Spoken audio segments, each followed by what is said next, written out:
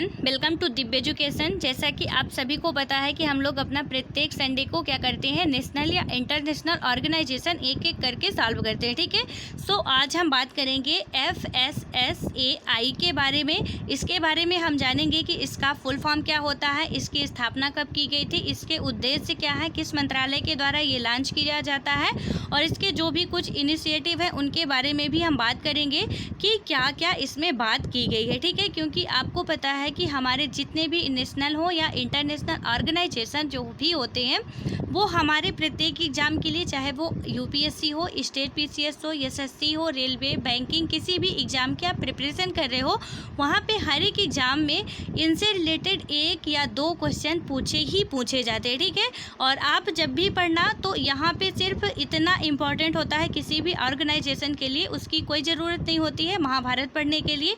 वहाँ पे आपको ऑब्जेक्टिव सॉल्व करने होते हैं, इसलिए जब भी आप किसी भी ऑर्गेनाइजेशन को पढ़ो तो वहाँ पे सिर्फ इतना याद रखना है कि इसका फुल फॉर्म क्या होगा, इसकी स्थापना कब की गई थी, इसका मेन उद्देश्य क्या है, इसके द्वारा जो भी जारी रिपोर्ट होती है वो कौन कौन सी रिपोर्ट जारी करता है, कौन सा ऑर्गेनाइजेशन। बस यदि आप इतना याद रख लेते हो तो वहाँ पे मोर देन सफिशिएंट ऐसे क्वेश्चन होंगे कि आपसे सारे क्वेश्चन बन ही जाएंगे। ठीक है, कुछ भी उसमें फिर नहीं बचेगा और ज़्यादा से ज़्यादा इतना ही किसी भी एग्ज़ाम में पूछा जाता है।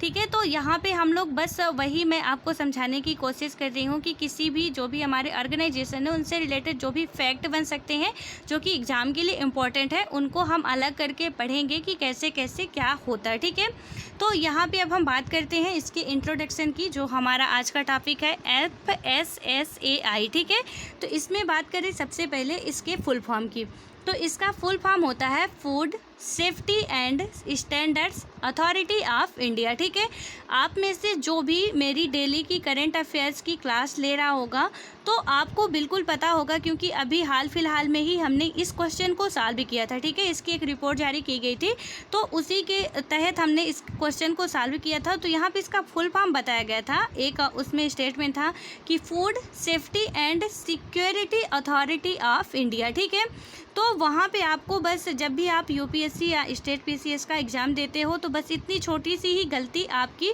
बहुत भारी पड़ जाती है कि हमको पता नहीं होता कि यहाँ पे स्टैंडर्ड होगा या सिक्योरिटी होगा, क्योंकि यस से ही आ रहा है और हम वहाँ पे राइट करके चले आते हैं और गलत हो जाता है। ठीक है, इसलिए आप इसको ध्यान में रखना, फूड सेफ्टी एंड स्टैंडर्ड्स होगा, सिक्योरिटी नहीं। ठीक है, तो food safety and standards authority of India FSSAI का फुल फॉर्म होता है। यानी हिंदी में बात करें हम तो भारतीय खाद्य संरक्षा एवं मानक प्राधिकरण। ठीक है, स्टैंडर्ड्स यानी मानक प्राधिकरण होता है। उसके बाद हम बात करें तो इसको कौन से मंत्रालय के द्वारा जारी किया जाता है, यानी नोडल मंत्रालय स्वास्थ्य एवं परिवार कल्याण मंत्रालय। ठीक है, आगे बात करते हैं इसकी स्थापना की, तो खाद्य सुरक्षा और मानक अधिनियम 2006 के तहत इसकी स्थापना की गई थी और यह एक क्या है, सांविधिक निकाय है। ठीक है, तो यहाँ पे विधिक निकाय, सांविधिक निकाय या संवैधानिक निकाय, तो आपको क्या लगाना है, जो FSSAI है वो एक विधिक सांविधिक निकाय। ठीक है, विधिक निकाय नहीं है, सांविधिक निकाय है। उसके बाद हम बात करें यहाँ पे तो इसमें खाद्य सुरक्षा और मानक नियम 2011 जोड़ा गया है। अब बात करते हैं इसके हम संरचना की, तो संरचना में क्या बात कही गई है, प्रधान कार्यालय इसका कहाँ पे है, दिल्ली पे है। ठीक है, यानी इसका हेडक्वार्टर की बात करें FSSAI की तो हेडक्वार्टर दिल्ली में है और इसके कुछ क्षेत्रीय कार्यालय हैं जो कि कहाँ पे हैं, तो मतलब कितने हैं, 5 हैं। ठीक है, तो प्रधान जो इसका बात करें प्रधान कार्यालय दिल्ली में है और इसके क्षेत्रीय जो अन्य कार्यालय हैं वो कितने हैं, 5 हैं। ठीक है, उसके बाद हम बात करें तो इसमें एक अध्यक्ष होता है तथा 22 अन्य सदस्य होते हैं। ठीक है, तो यहाँ पे एक हेड होगा और जो भी हमारे 22 होते हैं वो अन्य मेंबर होते हैं। उसके बाद हम बात करें तो इन 22 सदस्यों में से 1/3 महिलाएं शामिल होती हैं। ठीक है, यानी कि कंपलसरी है कि 22 जो अन्य सदस्य होते हैं उनमें से 1/3 महिलाएं होनी ही चाहिए।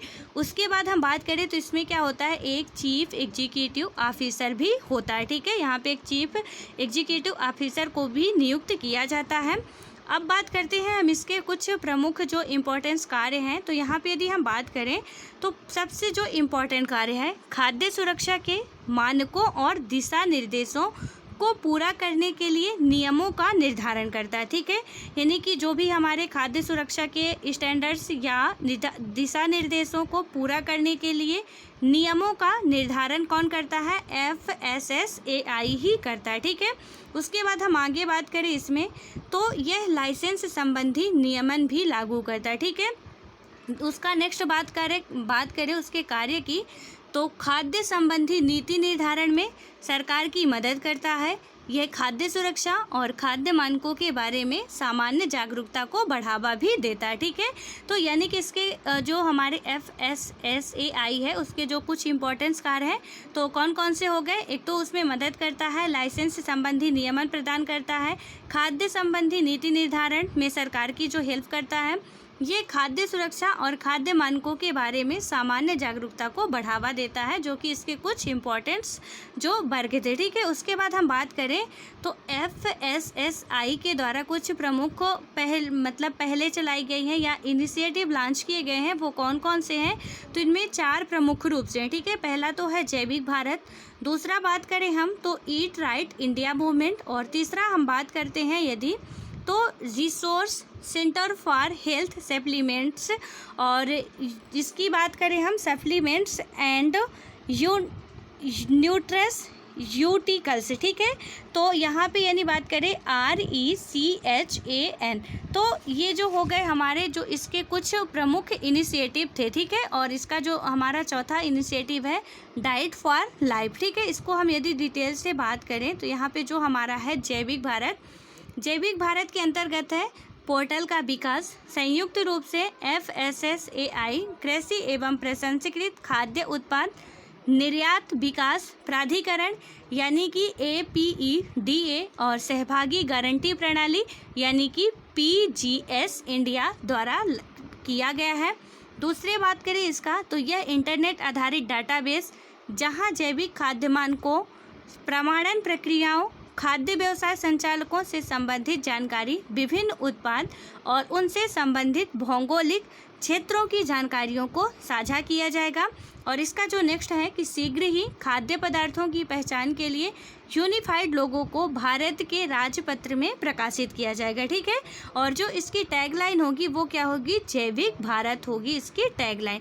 अब बात करते हैं हमारा जो दूसरा इनिशिएटिव है ईट राइट इंडिया मूवमेंट। ठीक है, यानी कि ईट राइट इंडिया मूवमेंट, इसमें क्या बात की गई है कि भारत में सार्वजनिक स्वास्थ्य में सुधार लाने और खराब जीवन शैली से जुड़े रोगों से लड़ने व नकारात्मक पोषण प्रवृत्तियों का मुकाबला करने के लिए FSSAI द्वारा इस अभियान की शुरुआत की। उसके बाद हमारा अगला है कि इस अभियान को प्रोत्साहित करने के लिए देश भर में स्वस्थ भारत यात्रा का शुभारंभ किया गया है।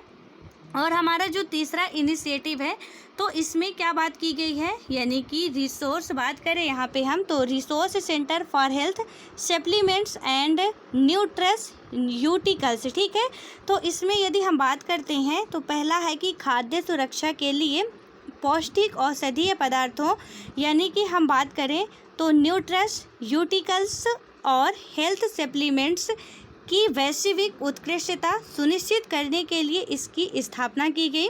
और हमारा इसी के अंतर्गत है जो हमारा थर्ड है, यह FSSAI यानी कि international alliance of dietary food supplements associations यानी कि AIDSA और भारतीय उद्योग परिसंघ CII की संयुक्त पहल है।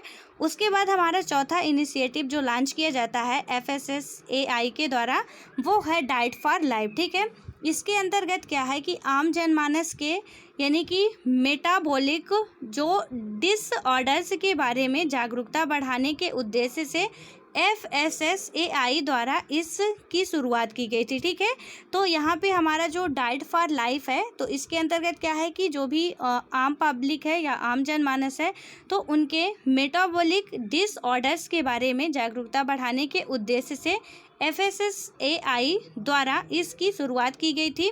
और इसके कुछ हम बात करें तो कुछ अन्य पहले भी थी, जैसे कि वन नेशन वन फूड ला, इसके बाद था कि ईट राइट मिला, और तीसरा था हमारा कि इंडिया फूड कल्चर, और हमारा नेक्स्ट था कि food safety training and certification India food sharing alliance, ठीक है। तो ये भी क्या किए गए थे, इसी के द्वारा FSSAI के द्वारा ही लॉन्च किए गए थे। उसके बाद हम बात करें तो इसका जो पहली बार कब इसको मनाया गया था या कब इसका गठन हुआ था, तो 7 जून 2019 को पहली बार विश्व खाद्य सुरक्षा दिवस मनाया गया था और संयुक्त राष्ट्र महासभा द्वारा खाद्य एवं कृषि संगठन यानी कि FAO के सहयोग से अपनाया गया और इसकी थीम रखी गई थी खाद्य सुरक्षा सभी का सरोकार, ठीक है। यानी कि जब ये मनाया गया था पहली बार तो इसकी थीम क्या रखी गई थी, खाद्य सुरक्षा सभी का सरोकार यानी कि फूड सेफ्टी एवरीवन बिजनेस, ठीक है। उसके बाद हम बात करें तो यहाँ पे यह हमारा बात की गई है कि यह 16 अक्टूबर को मनाए जाने वाले विश्व खाद्य दिवस से अलग है, ठीक है। यहाँ पे अब आपका एक और क्वेश्चन बन जाता है कि 16 अक्टूबर को हमारा क्या मनाया जाता है, विश्व खाद्य दिवस मनाया जाता है, जो कि हम लोग क्या करते हैं प्रत्येक वर्ष इसको मनाते हैं और ये बहुत इंपॉर्टेंट डेट है और हर एक एग्जाम में पूछी भी जाती है, ठीक है। तो यहाँ पे आप ये भी याद रखना कि 16 अक्टूबर को क्या मनाया जाता है, विश्व खाद्य दिवस। तो यहाँ पे बताया गया है कि जो ये FSSAI है वो विश्व खाद्य दिवस से थोड़ा अलग है, ठीक है। सो आई होप कि ये जितनी बातें मैंने आपको बताई अच्छे तरीके से समझ में आ गई होंगी। सो ऑल द बेस्ट, मिलते हैं नेक्स्ट वीडियो में।